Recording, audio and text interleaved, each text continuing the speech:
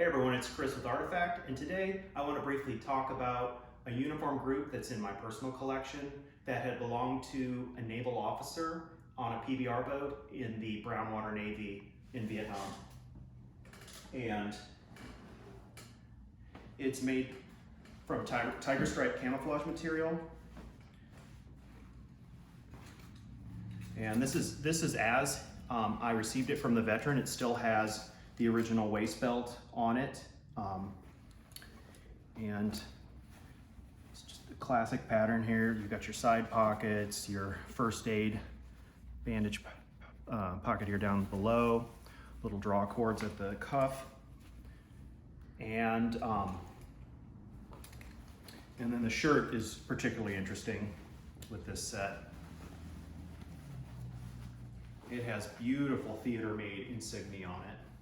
And if you look here closely, what's cool about that is you can see where the tailor had made their registration marks or their lineup, and then they very simply but competently chain stitched the letters on both the name, the Navy tape, and also the sailor's collar rank.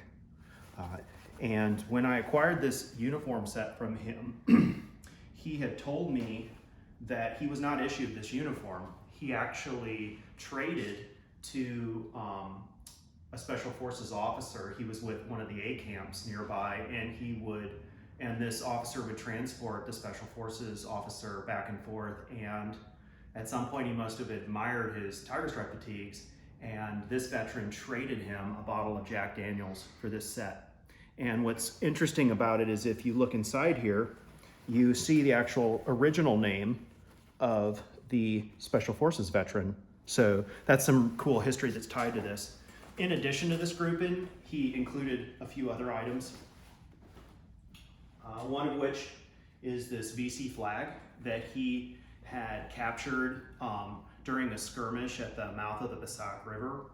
And it's a real cool piece. It's definitely got that look with the sun fading.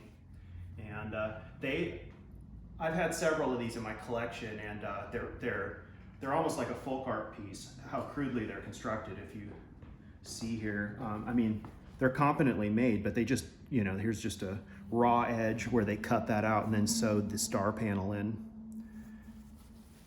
But it's on kind of like a silk rayon material that didn't hold its dye that well. But yeah, really cool bring back piece here. And then another item that I received was this beer can plaque from River Patrol Force TF-116, the unit he was attached to.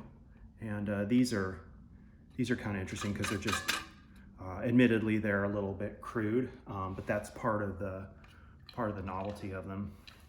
And really neat piece. And then a really nice item with this is this buck knife that his mom had given to him as a gift when he went to PBR training.